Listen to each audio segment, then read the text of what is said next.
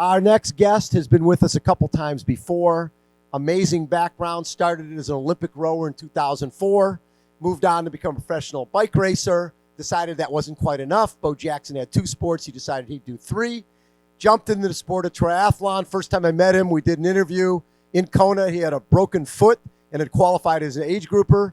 Outrode everybody but Daniela Reef. All of the age group men went after the men, after the pro women, and he caught every pro woman besides Daniela Reef, even though they started 25 minutes later.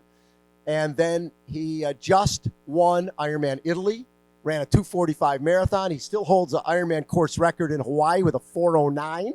And this year had his best race ever in Kona and took 5th place overall with a 2:55 marathon. Please give it up for Mr. Cameron Wurf.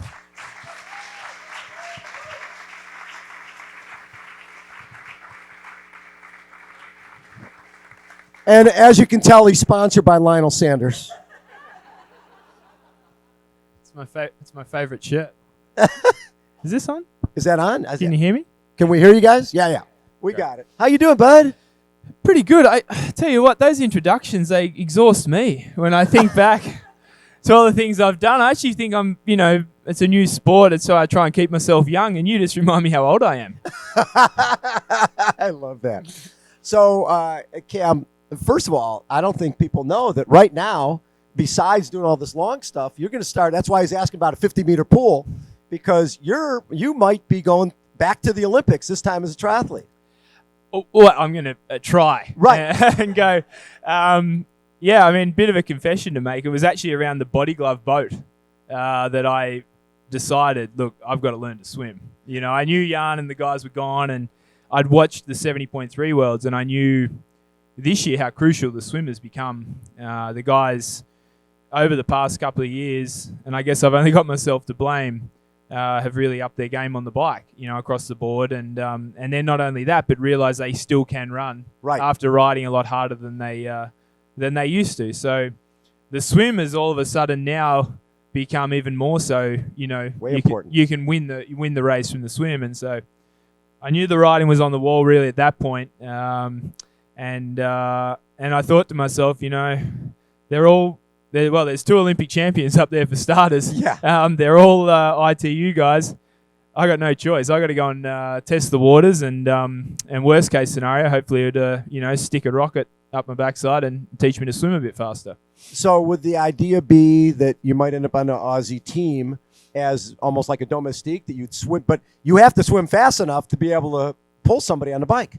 Yeah, I mean, we've got one guy from Australia, Jacob Birtwistle, who's obviously one of the top guys in the world. And, a bit like, I guess my results in Ironman, when there's a wetsuit swim, has become very difficult to beat. Right. So he, without a wetsuit, though, is very, very vulnerable, as we realised I am in Kona. So, obviously that's a logical option, potentially, if I can prove to be, if I can prove enough to firstly be close enough to him, but ideally, be at the front in the swimming. But the other part about the Olympics that excites me is the mixed relay.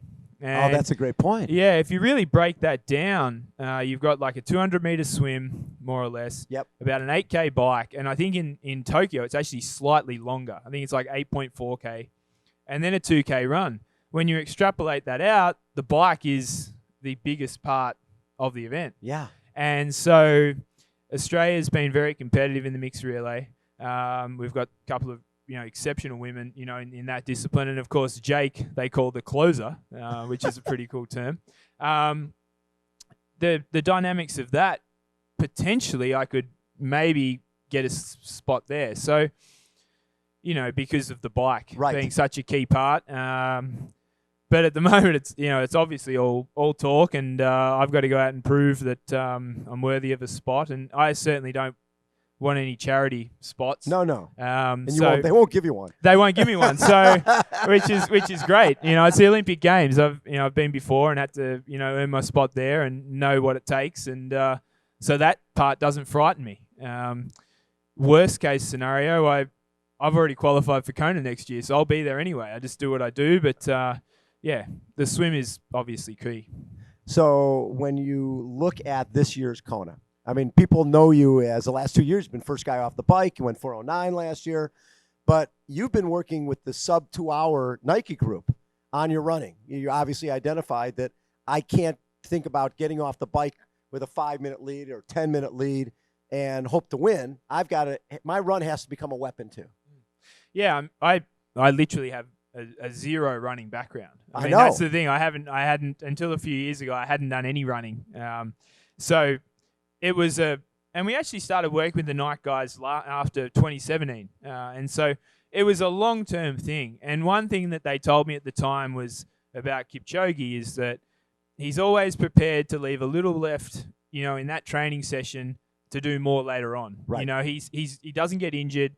He's never overreaching. It's just a gradual progression. And that's the way they say that if you can be structured and disciplined, that's the way you build consistency over a long period of time. So they were very calm with me last year.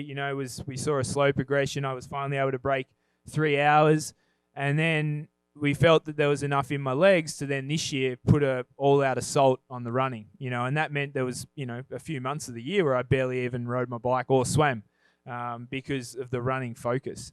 And I mean, that's you tell yourself that you'll get it back, that it's not going to cost you. But that's, what else are you going to say? You're going to go to Kona thinking, well, I know I'm not as strong as I used to be on the bike, and I know my swim isn't good. You have to psychologically believe that you're going to be okay. And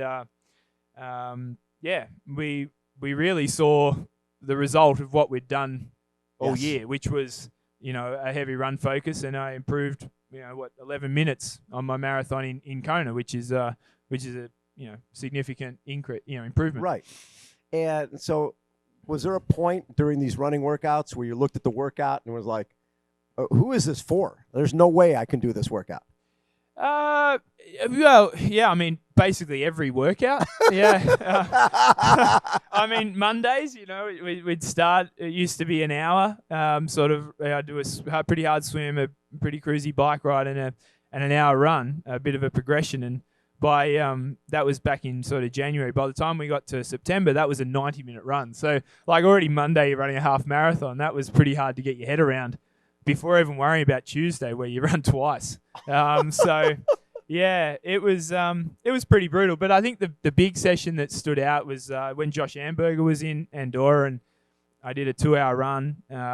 Pretty sort of rolly, but nothing too crazy. I ran 30K in 2 hours, pretty solid, and put my file, in the database for Brett at Nike to analyze, and he sent me a picture of Kipchoge. He was actually in Eldoret in Kenya with him, and he'd done the same session, but Elliot had run 40K. He ran 10K more than you. Yeah, in 2 hours. Yeah, 5 weeks ago. So I love surrounding myself with people better than me, which isn't that difficult when it comes to swimming and running. But even cycling, that's why we live in Andorra. It's, all the pro guys, all my guys I used to race with, all my peers, they all live there. Egan Bernal lives literally just across the road. So that's a very inspiring place to live, and you certainly never get complacent. But knowing that Kipchoge's on a similar plan has been great for me, just to get out there every day and just get it done. So when you do Ironman Italy and you win Ironman Italy, and all your splits were perfect, right? 2:45 marathon off the bike, and you win by a ton. When you finish that, I'm sure a lot of people thought, I'm 3 weeks out. Is that too close? I don't know many marathoners who are running 2 marathons within a month, right? And especially if you're planning to run a fast one. Yeah. Obviously, at the time, we felt that was the best preparation. So, the idea was, in past years, I tried to come to the US a little earlier, go to Big Bear, and I'd do a block there, and then go out to Kona. And it's hard to judge because I've left Kona the last couple of years, obviously not running very well, so thinking that I had a bad race. Right. Whereas the reality was, both times, I didn't get beaten by really anyone that wouldn't normally beat me, and I'd often beat a lot of guys that would normally beat me. Right.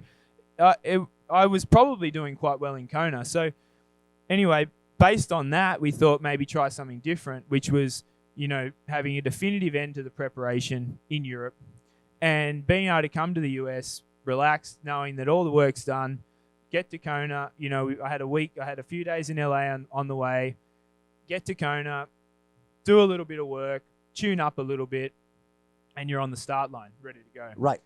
Now, what really ended up happening was I had a great build up to Italy. The week before Italy, I think I still did 30, 35 hours. It was barely a taper. Yeah. The week before, obviously the week of the race, I took it pretty easy to get ready. So you've got a week there, then you've got a week of travel and getting here. Then you've got a week where, again, a bit like not running for a few months, you convince yourself you're training, but the reality is you're not training anywhere near the level that I'm used to. And then it's race week again, so then you're paranoid about doing too much.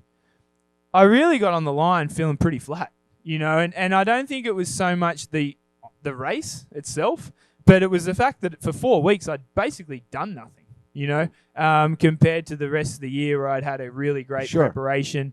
I had a huge amount of confidence in the workload I was doing. I love training, and I love to know that I'm ready.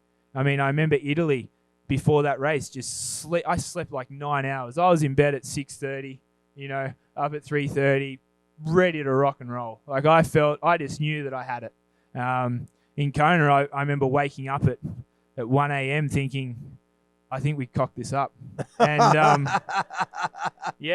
the original plan was doing Wisconsin and then going to Kona and doing a block. And I thought, damn, I think, I don't know. It wasn't great. It wasn't a great way to start the day. It's such a fine line. And then it's not like another race where there's 2 other pros there. You're in Kona and there's 45 people who think they can finish top 5. Yeah. And I'm not the sort of guy to, just give up because I expect that I should win. I've never won it, or expect I should be on the podium. I've still never been on the podium. Even I've been in the top 10 once. So I'm not the sort of guy that just thinks, if I'm outside of where I think I should be, I'm just going to quit. I'm either going to, have a tizzy fit and do a big dramatize or just going to pull out or whatever. I'll give it everything I've got, and that was why Kona, I was actually, it's probably the most satisfied I've ever been with a race because I was struggling from the gun, from the get-go. And on the bike, I couldn't get going. I couldn't just jump across the gaps like I normally would. I couldn't do anything about the guys behind me. And I had to, for the first time ever, and I can't believe I'm saying this, I had to try and race smart. Right. Yeah. Because you had to basically go, okay, I'm a little flat on the bike. I'm going to have to use the run. Yeah. I'm going to have to run my way. So you come off the bike third.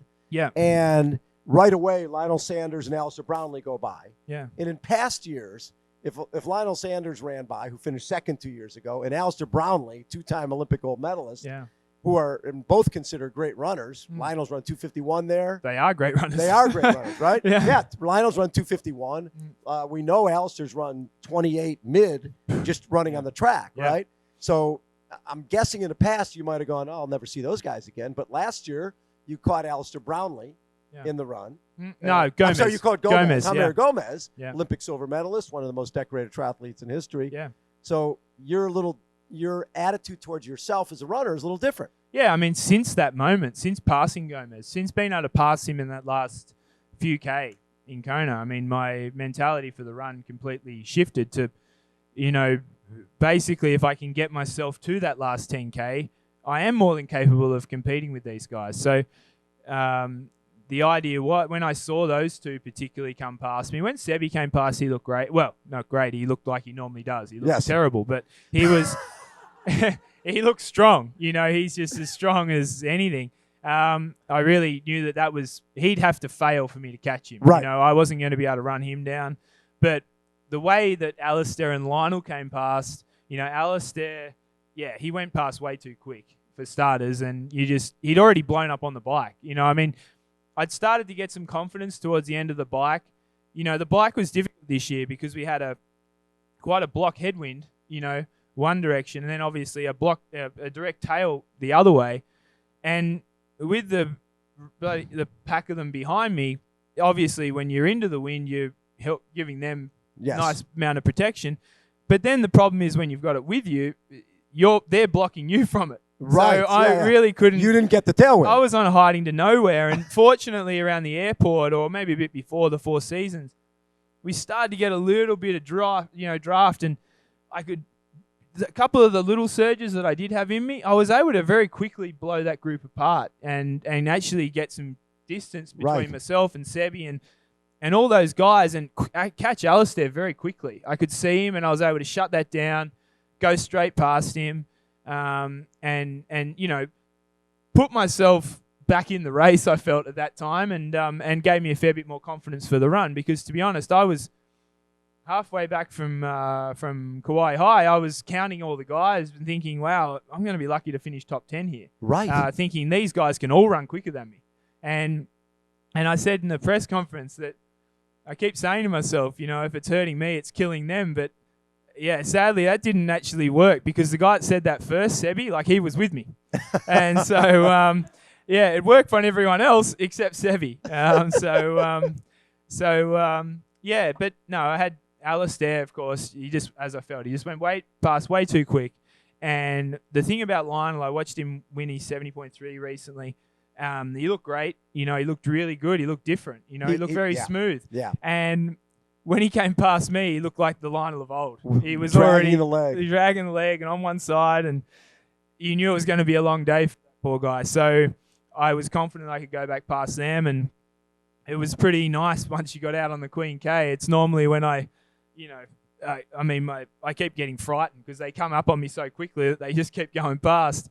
This time I was able to pick those two off and spend majority of that on my own until, of course, the Hoff. The Hoff came by, Ben Hoffman. Yeah, so you were sitting in, you think about it, when you were sitting in third place and you've got... Well, I was fourth. I was on fourth place. Yeah. Well, third off the bike, but then when he went by. Mm. So, Jan has had problems, right? Yeah. He could have seized up. Yeah, I mean, Jan, I didn't really know how they'd ridden. I knew they'd ridden quicker than they'd ever ridden, so you think potentially there's a chance. And I never gave up hope. Once I started the run, I thought, you never know. I'd heard rumours of T.O. being, everyone knew T.O.'s got an ankle issue. He hadn't been running a lot, but the guy's also 39 and been to Kona 350 times. I mean, he's experienced. He knows. It's like the Hoff, They've been around for a long, long time, and they've been good for a long, long time.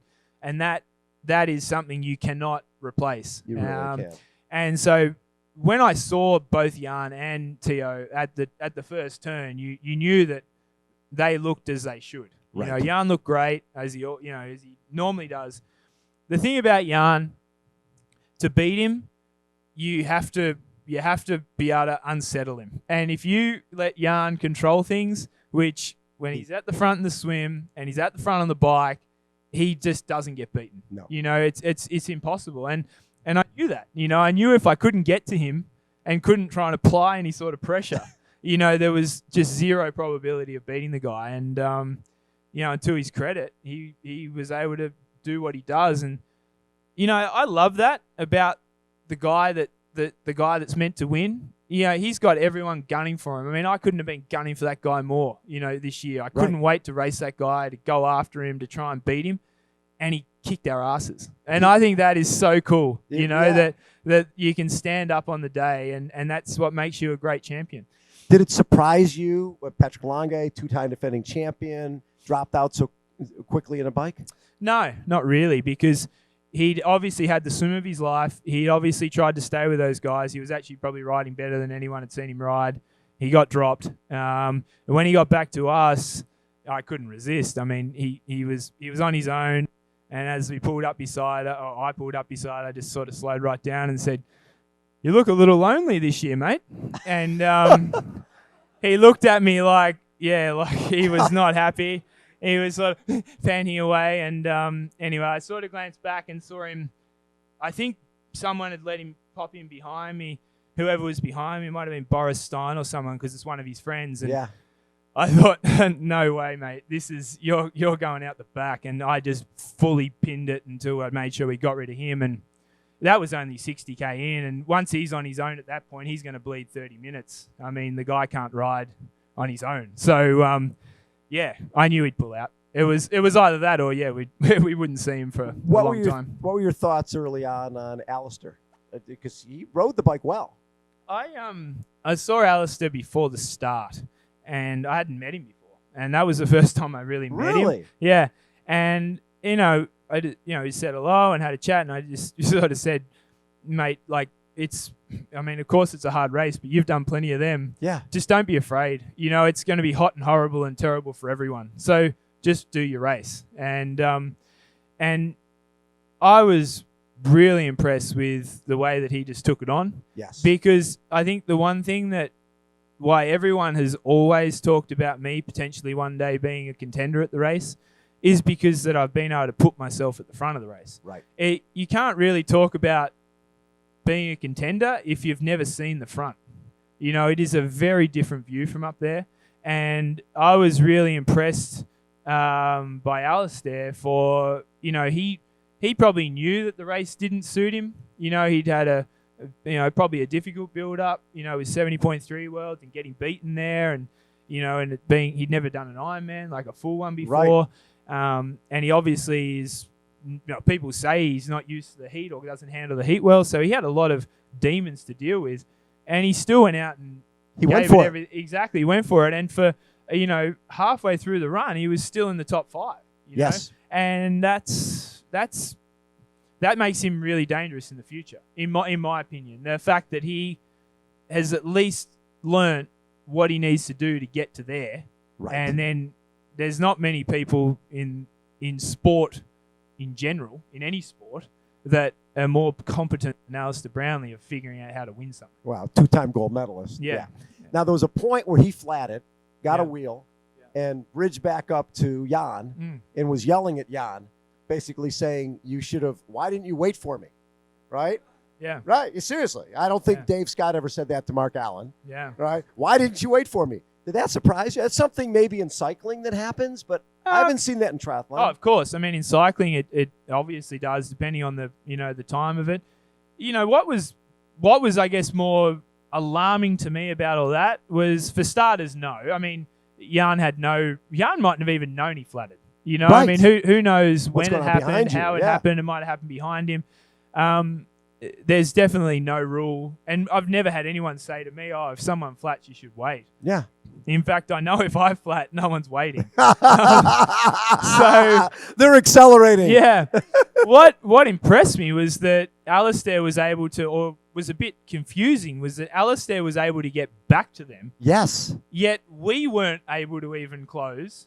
Yet afterwards, I was able to basically put a few minutes into the guy in a very short space of time. So, yeah, I don't know what went on up there. It all seemed a bit odd to me, but very impressive by Alistair. So after you passed Alistair and Lionel, and now you're in 5th place, and Hoff goes by and get 4th, and you finished 9th last year. So now you're having a 2:55 marathon. Like you said, you took a lot of time off your run.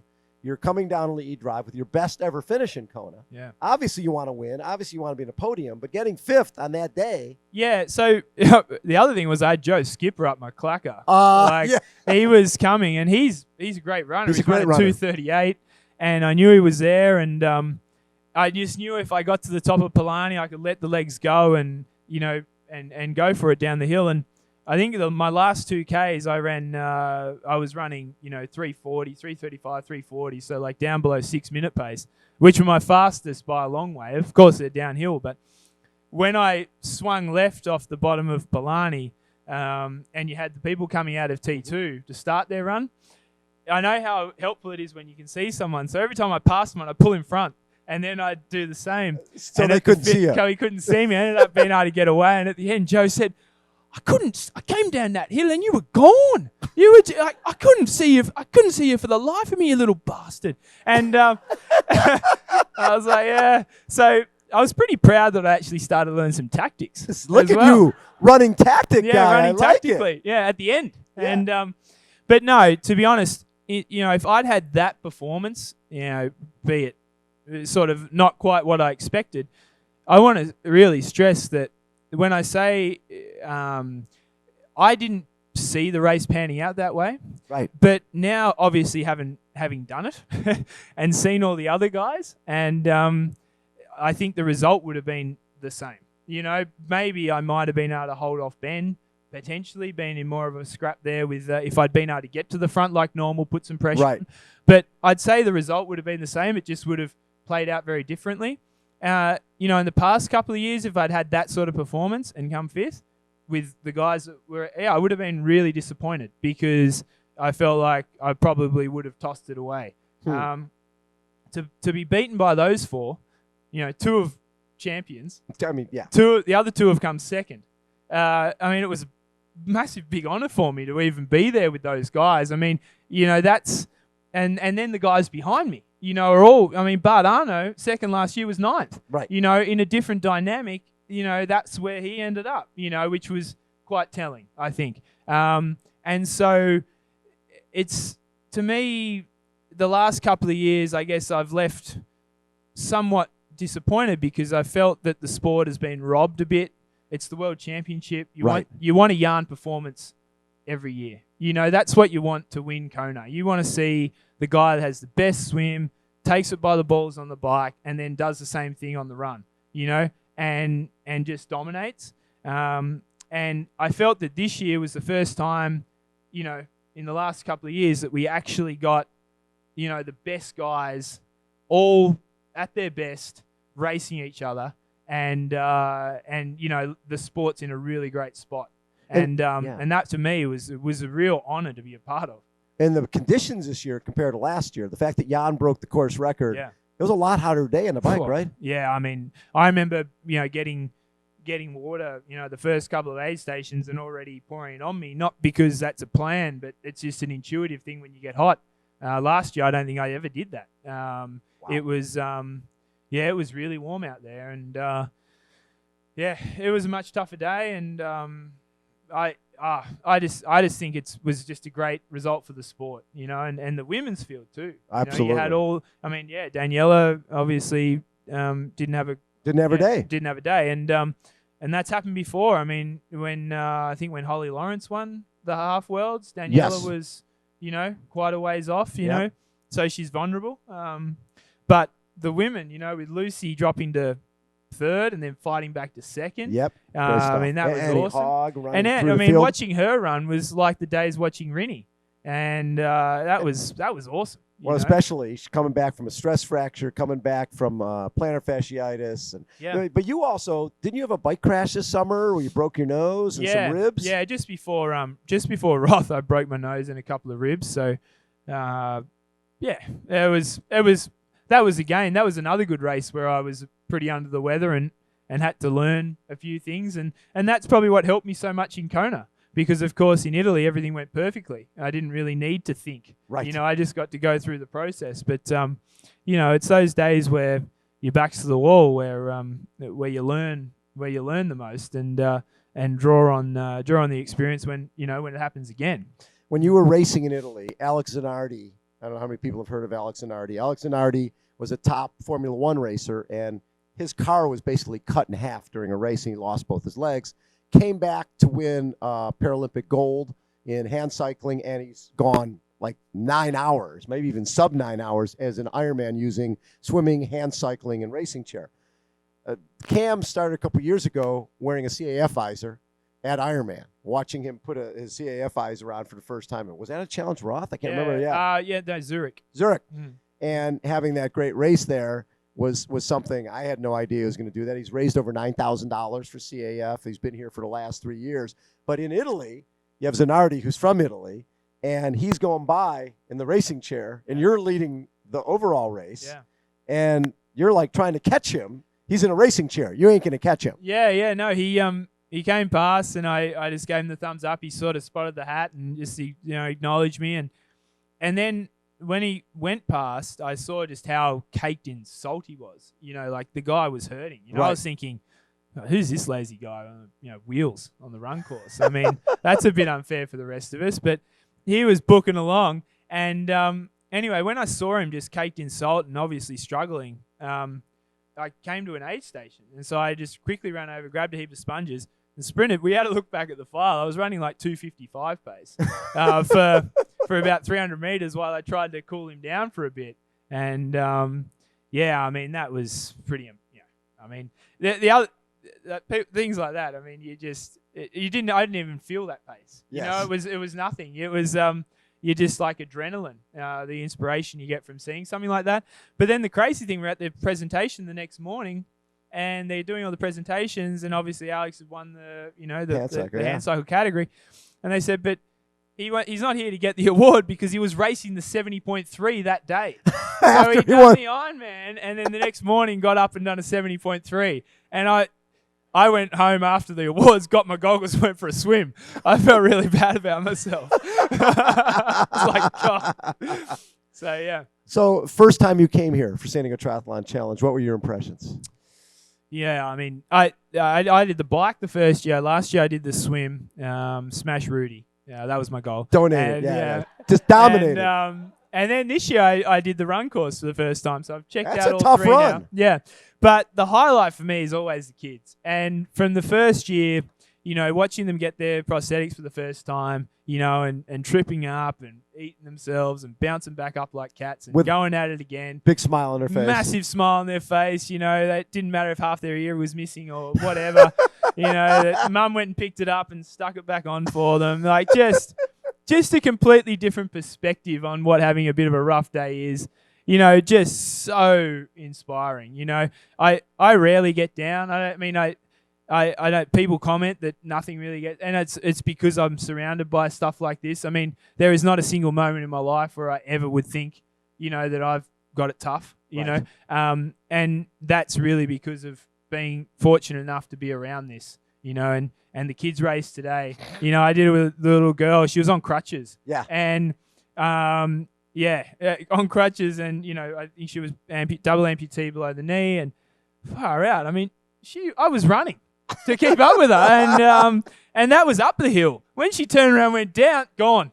Yeah, she dropped me. Yeah, like a sack of potatoes. So I was like, yeah, you're just blown away. I mean, you can't put it into words because you'll never know. Well, you know, I don't know what that is like, but as I said, I just know that I'm just every day, no matter what happens, I just get on with it, and it's certainly been a strong trait that I've found in myself since being involved with this organisation. So I'm really appreciative. So Jan Frodeno, when we were interviewing him on the breakfast show, he was like, my main concern for Cam is I don't know how he's going to stay off of Instagram for 4 hours during the bike. He's probably got a keyboard on the bike so he can be on Instagram throughout the bike ride because there's no way that he can stay off of that. There's sort of a nice little, you know, obviously there's mutual respect for all you guys. But the fact that Jan, and I think he said something to you right before the race too. Yeah, he did. Yeah, we were just getting ready for the race in the little area there before we got in the water. And Heather was there, and he said, Heather, just can you just search Cam before he gets in the water? Make sure he hasn't got his phone on him. So I was thinking, what? Search? Oh, okay, good one, Jan. I mean, it's just amazing as a German. He's got a sense of humour. But I credit myself for bringing that out in him because it is so rare. Yeah. And it's slowly coming out of Sebi, very slowly. Yes. But, yeah, I mean, far out. You know, I obviously have given him as much jibes as I can, which everyone knows is I'm not. If I show any disrespect to anyone, I'm really surprised if anyone really believes that because I have the utmost respect for my peers, and we are a very small group. Yes. And the thing is, there's nowhere to hide in an Ironman. It's pretty clear cut.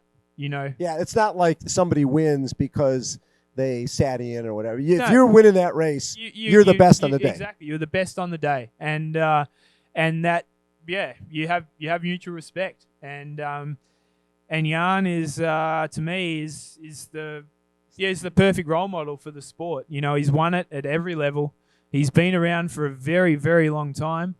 He's been at the top for a very, very long time, and that's the example that, you know, we are so fortunate to have. And you know, I was as happy as everyone watching to see what he was able to do out there on Saturday. And yeah, I'm just really glad that I've been in a generation that is fortunate enough to be racing with him, to be honest. So last year, Cam was first off the bike at Challenge Roth, and he had Sebastian Kienle run by, and then he had Jesse Thomas run by. And last year he raced 8 full Ironmans. And I think your thought was, I need to learn the sport. So I'm getting to this late. I got to learn the sport. Doing a long workout's great, but doing a race, I'll learn more from that. When Sebastian went by, how'd he look? Terrible. Like same way he always does. Yeah. Terrible, yeah. And you thought he'd probably drop out somewhere along the way. For sure. I felt that he couldn't keep up, that sort of pace. So, you just sort of keep plodding along. But, Jesse Thomas, I almost stopped him and called an ambulance for him. He looked so bad.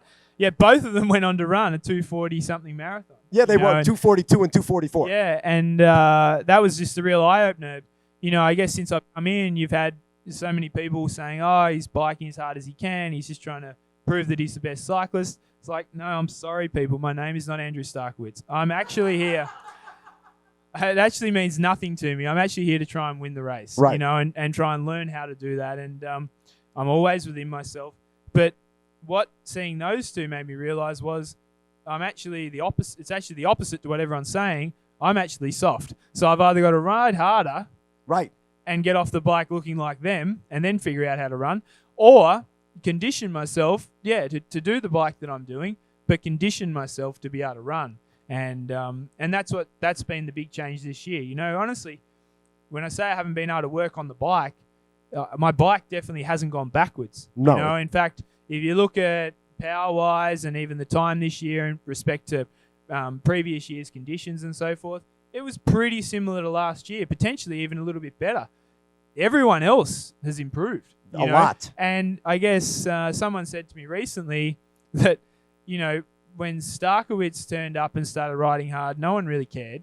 They let him do his thing. Because they knew he couldn't run. Yeah, and yet when I've done it, now all of a sudden everyone started improving. So that's great because I want what's best for the sport. And I feel that we've still got a ways to go in how quick guys can go.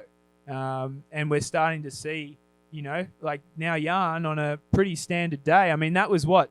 A 15-plus minute improvement on the best time he's ever done in Kona. Yeah. He just went and bang, whacked it out of the park like that. So that's fantastic.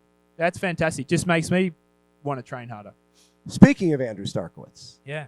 So there's been a lot of, obviously, little jabs back and forth. Yeah. I remember last year when I interviewed He jabs, I do the knockout. Oh! Yeah. So last year when he came on the show and I said, so it looks like you're going to be out of the water, maybe in front of Cam, and the two of you guys could work really well together and get a big lead on the field. And his response was, Cam will never catch me on the bike, right? I'll be off the front on the swim and he'll never catch me. You caught him and then he ended up sort of dropping back. Yeah. What are your impressions of him? Yeah. To be honest, I gave him a lot of respect. Right. My plan was to swim well, of course, and to get to him really quickly. And what I'd learnt the year before with Sebi and with Lionel was, psychologically, it's really nice having someone else there that's potentially prepared to ride maybe a bit quicker than you want to ride, because you sort of lose that mental fatigue of worrying about the pacer set. Right. Which is quite draining. Like this year, you're fighting demons all day. Do I go harder? Do I back it off? Do I go harder? Is there someone behind me? Oh, how many are behind me? Who's there? And it's draining. It really sucks. And with Andrew, I thought, great. You've got a guy who, well, at least from what he tells everyone, is so incredible. I felt that he'd be the perfect guy. Absolutely. Based on the experience I had the year before to be that. Now, I couldn't care less about the bike record. If he'd been able to do that with me, I would have happily let him get off first. It wouldn't have bothered me because I would have felt that might have set me up to win. A better run. But by the time we started the climb to Hawaii, he was stretching his back and he was doing this and that, and I was like, dude, you're just holding us up here. And obviously I had to get on and do it myself. So I hear lots of stories about some phenomenal performances from him, and just because he wasn't able to do it in Kona, it doesn't mean that he's not exceptionally good. You know, I think what he did in New Zealand, for example, was incredible. Huge. You know, to that field, and obviously what he's done in Texas over the years. He's racing Florida coming up.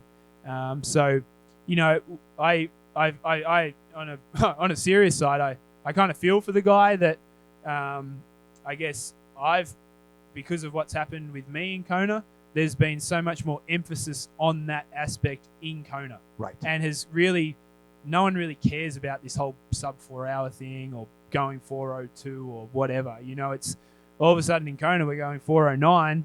You know, when are we going to be doing that there?